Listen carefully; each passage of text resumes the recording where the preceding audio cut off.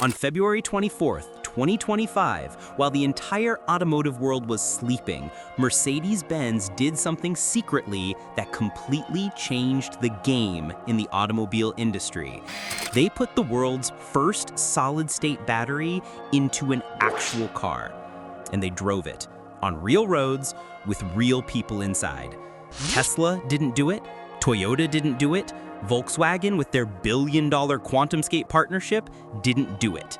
Mercedes, a company most people thought was late to the battery race, just lapped everyone. But here's what they're not telling you about how they did it, and why the other companies are probably terrified right now.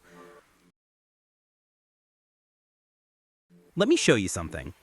In 2020, Toyota announced they'd have solid-state batteries in cars by 2025.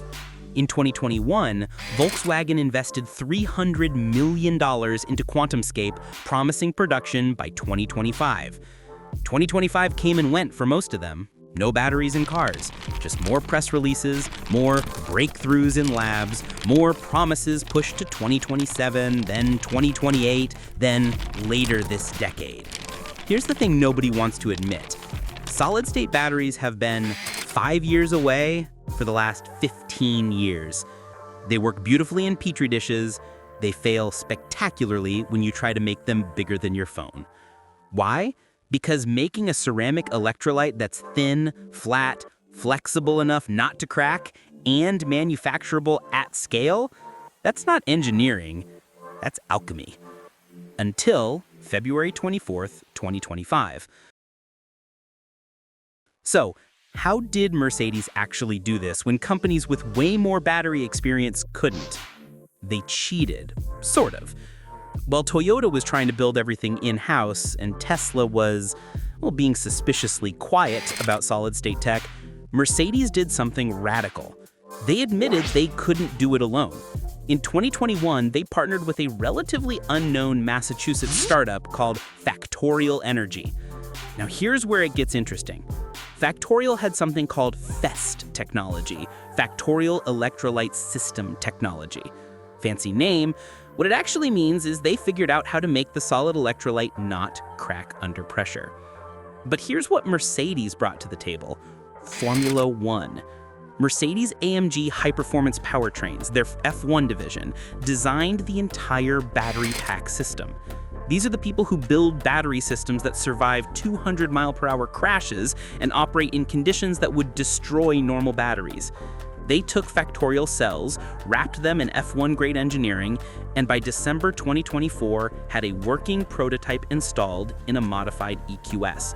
By February 2025, they were driving it on public roads. The result? Up to 25% more range than their current EQS.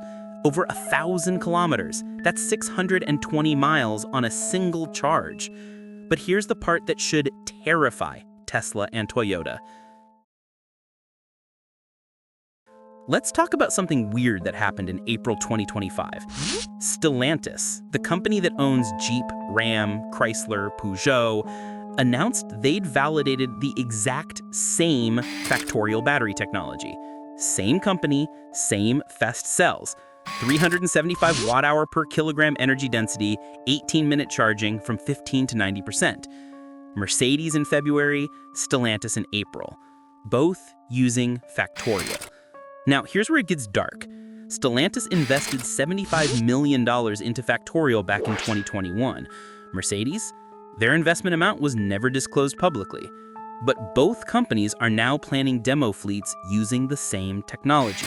Stellantis by 2026, Mercedes? They haven't said. So let me ask you something.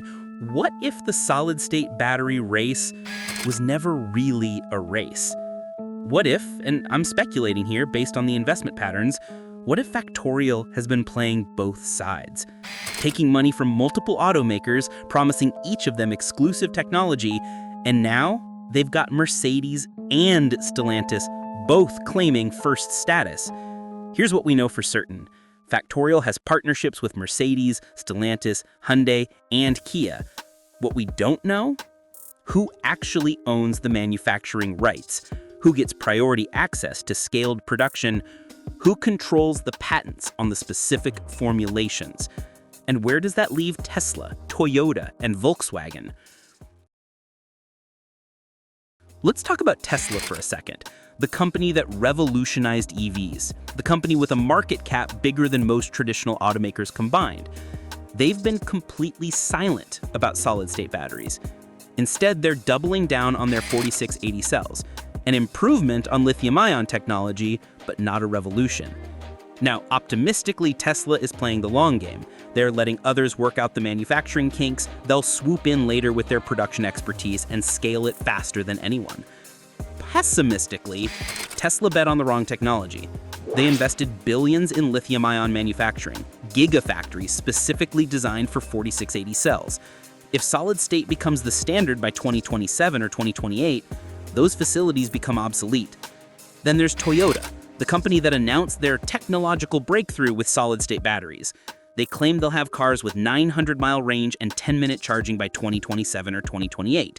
Maybe, but remember, they also said they'd have them by 2025. They opened a pilot production line in Tochigi, Japan in late 2024. But as of November 2025, no cars, no demo fleet, no road tests announced. Just more press releases about progress. And Volkswagen, they've spent potentially $300+ million on QuantumScape, which announced in July 2025 that they'd start selling batteries to companies by next year. Not installing them in cars, selling the raw batteries to other companies who will then spend years integrating them. Meanwhile, Mercedes is literally driving their solid-state car right now, today. So, here's what I think is actually happening. The solid-state battery revolution isn't going to be won by the company with the best technology. It's going to be won by whoever can manufacture it at scale, affordably, and most importantly, first. Factorial has the technology. That's proven.